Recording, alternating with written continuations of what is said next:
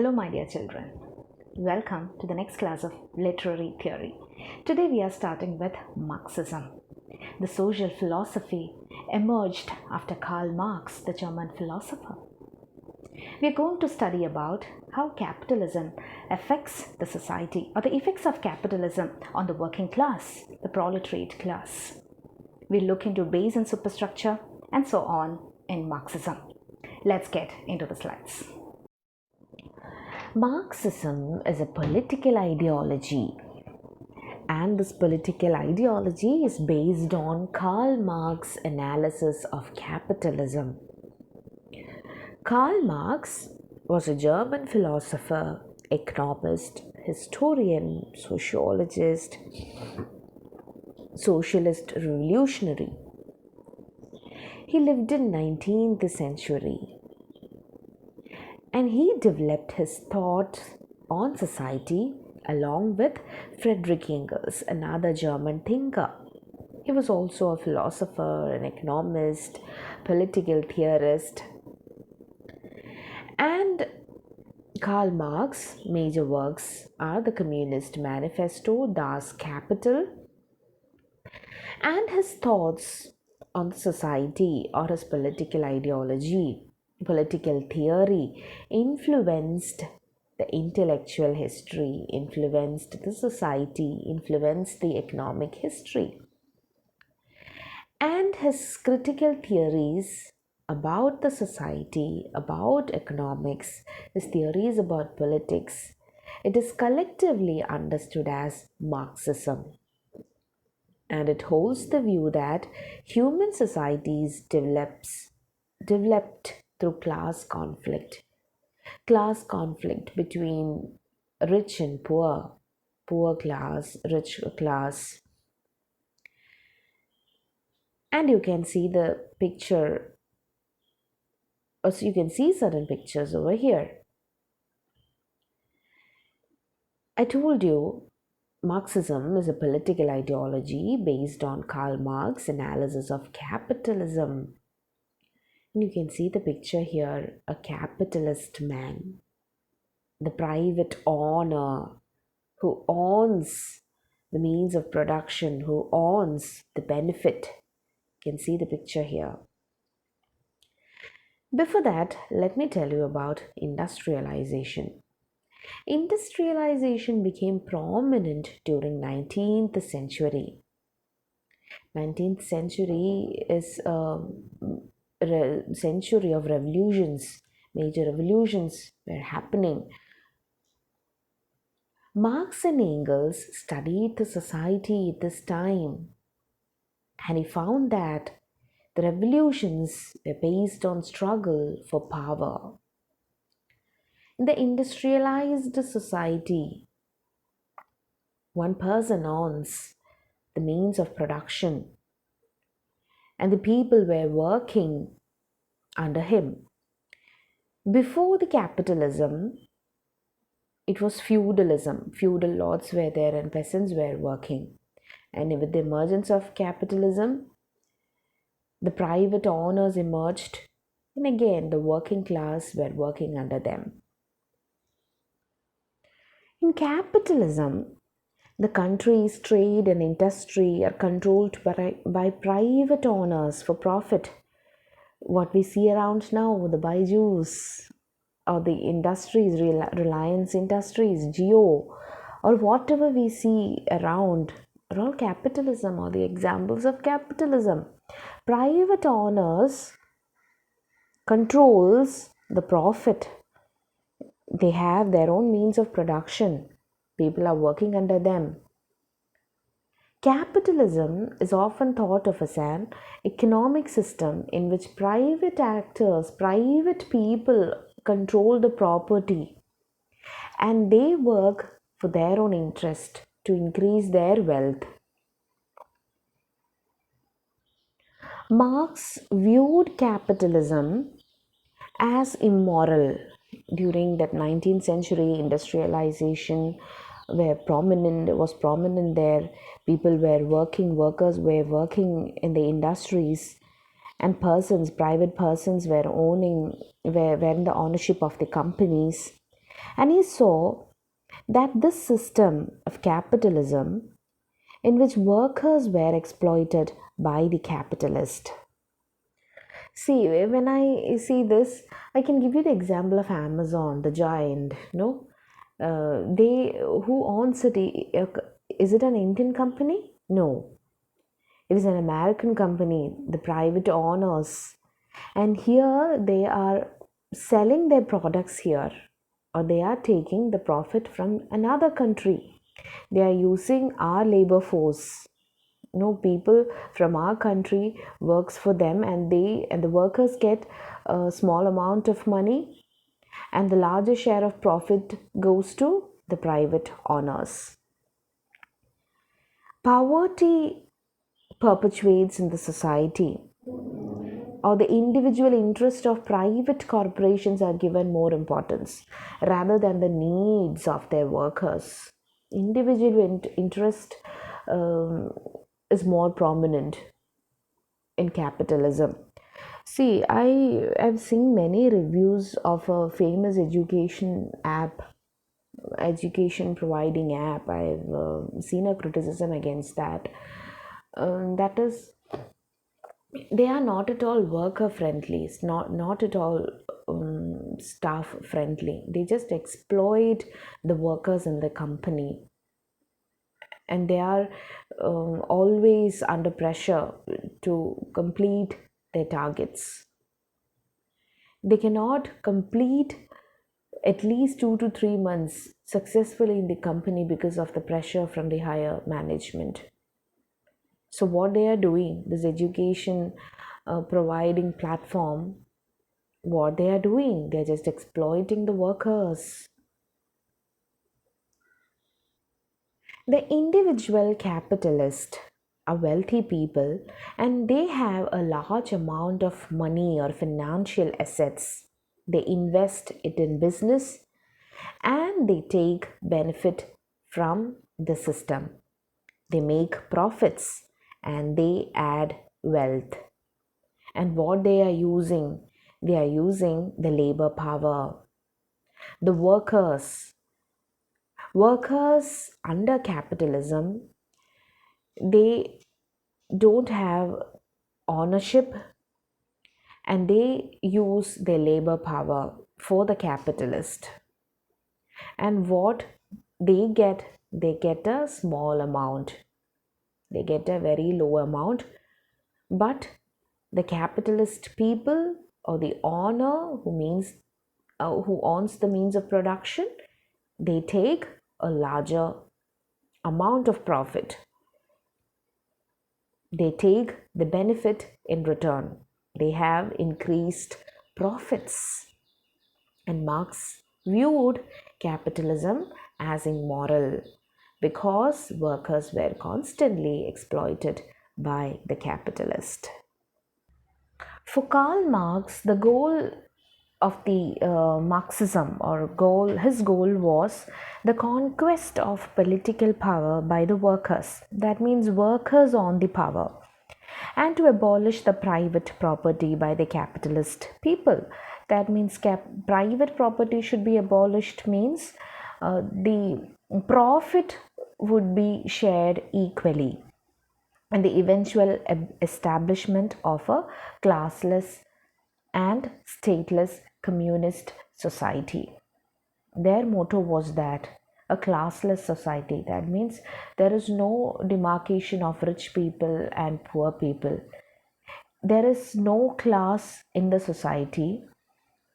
The power is vested with the workers, and there is no about private property, and thereby profit is shared equally.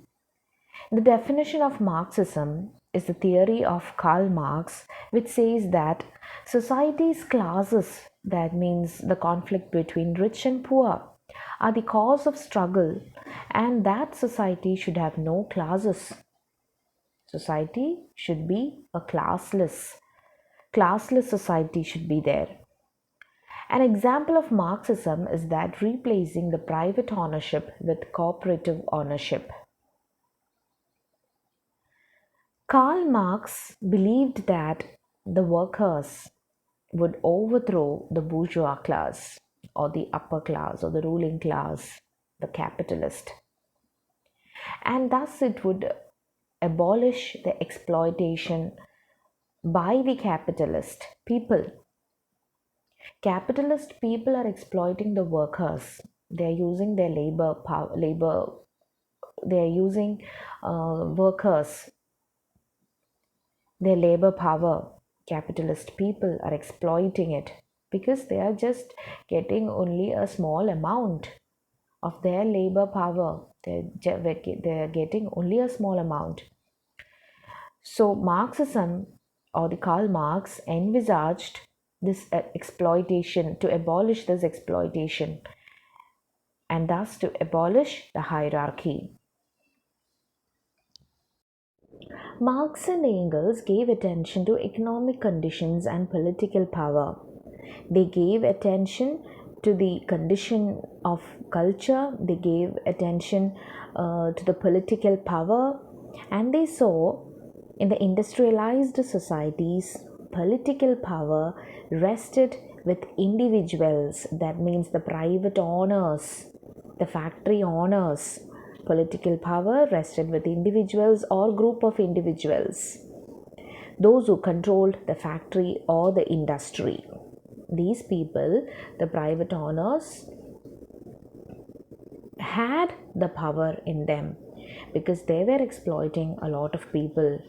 People were working under them, they got only a small amount, and the full benefit goes to these private owners. Marx and Engels noted that class was the key element in industrialized society. Class was the key element. How does this class come into being? Rich class, poor class. Rich people who own the factory and poor people, proletariat, working class, were working for these rich people. Marx and Engels argued that such societies exhibit a battle of the classes. Battle of classes, a conflict in the classes where the upper class, who are the upper class people?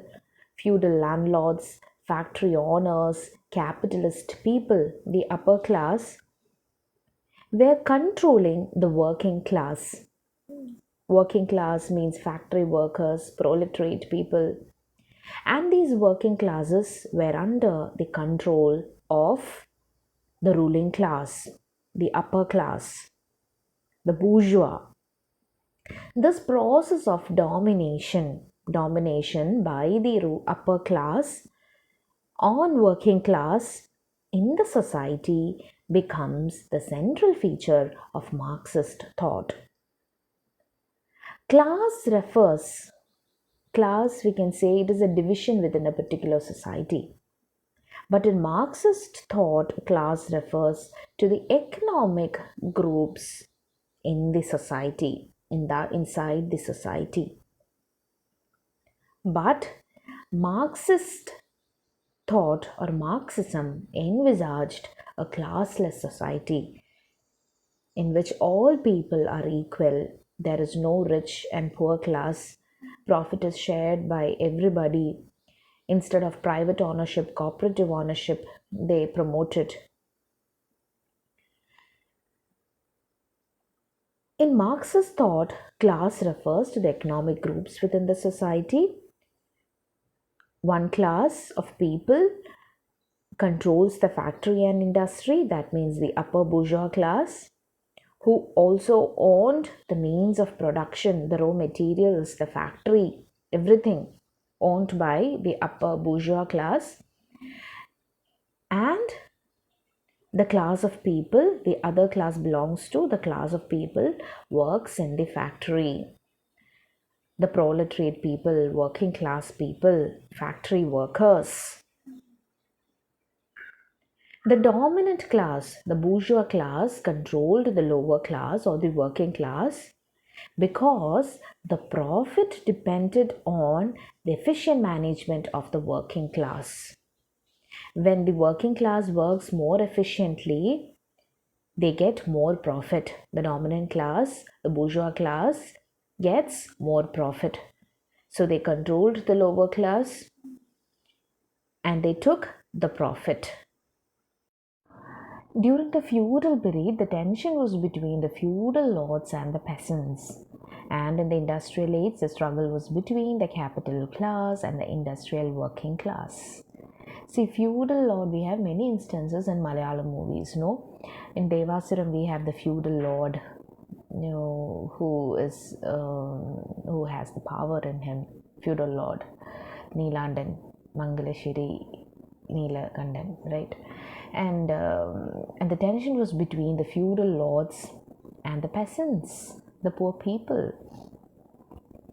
And you could see how Nedumudi Venu's character was lying or standing before him, standing beside him.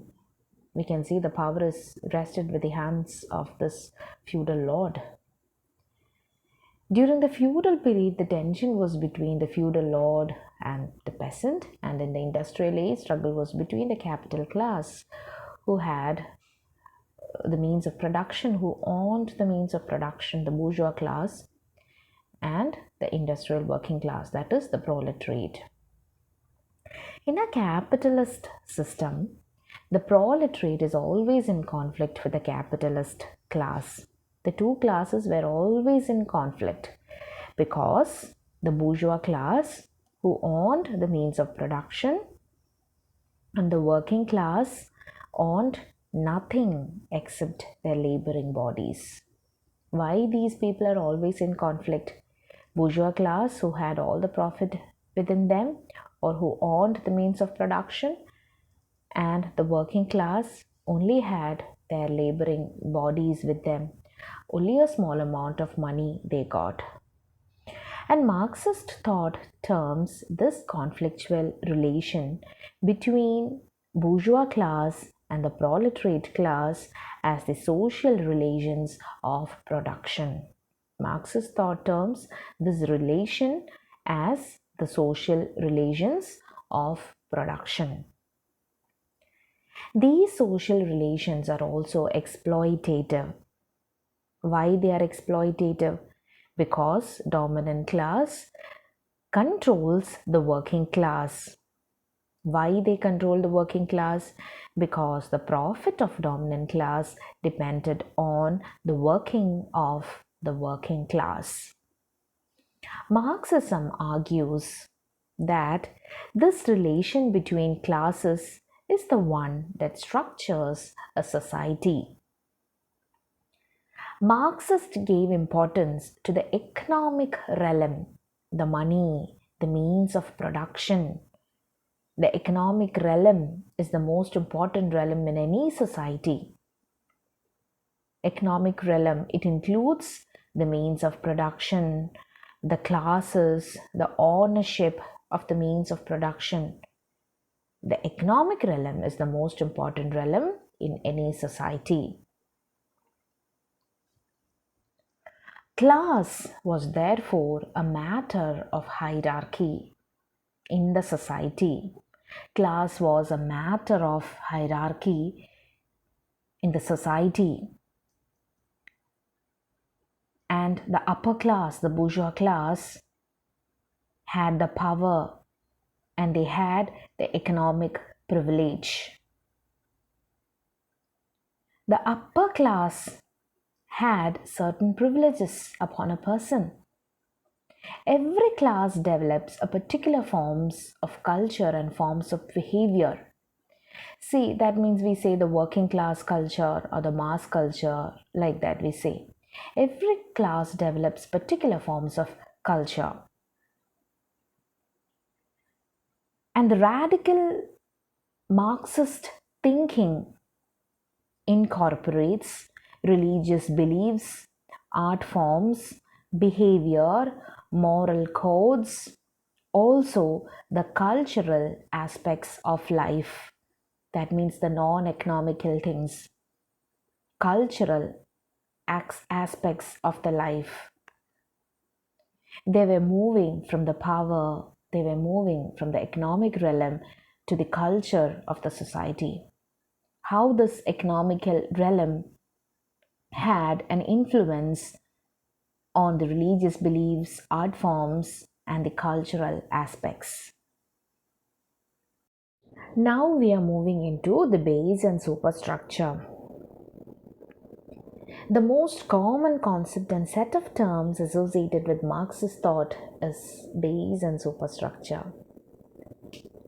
The social and cultural aspects of life are dependent upon the economic ones.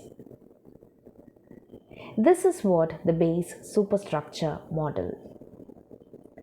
The economic conditions in a society constitute the base. The economic conditions in the society determine the nature of social and cultural forms. And the cultural aspects constitute the superstructure. Economic condition is the base of a society, and the cultural aspects are influenced from this base, and it constitutes the superstructure. If we take in the terms of building a house, the floor, the ground floor is the base, the solid floor plan is the base, and everything that is being built above this floor plan depended on the base structure. And Karl Marx explains the relationship between economy and culture. The relationship between economy, that is base, and culture, that is the superstructure. Base refers to the underlying patterns of economic relations in any society. Economy would be the base, the money, the means of production. That is the base. The relations of production, the factors of the production, that is the base, the economic base, money base. And that determines the cultural superstructure, or that influences the economic base, influences cultural superstructure. This economical base forms the cultural superstructure, and this cultural superstructure includes everything that we see around: art, religion, media, lifestyles, and all. All cultural products are directly related to the economic base in a given society. Base refers to the factors and relations of production. This could be the industry, the labor, the markets, the commodities, everything that is related to money. And superstructure refers to the law, the literature, the various art forms, the religion, the lifestyles. Nature of the base is very much important in determining the cultural forms. It is really directly associated. Cultural forms have a material basis. The base is held to be the real foundation of political superstructure, and it determines the social, political, and cultural way of life. Base determines the social life, the political way of life, and the cultural way of life. The economic mode of production, or we can say the base, shapes the cultural superstructure. I told you, base influences or determines the superstructure. Say, for example, in the Shakespearean plays and the work of other Elizabethan writers, they always praises the kings and queens, praising Queen Elizabeth or her successor James I. And the art forms were really related to the power. They were supporting the monarch. When these kings or the ruling people were trying to impose their power over the people, the cultural works, artworks, the writings were obsessed with the nature of kingship, were supporting the rulers. But this is not always true, because later Marxist thought or later Marxist theorist, they said that it is not right. Always superstructure or culture is not always determined by the economic base. Not all culture is determined and formed by economic base. Only economic base only provides a general framework, as per later Marxist. Economic base provides a general framework, and the culture or the different art forms enjoys they enjoy a different independent identity, a certain degree of autonomy from economic base. But as per Marxist thought, base refers to the idea that the economic relations determines and shapes the culture, the literature, or the law, the religion.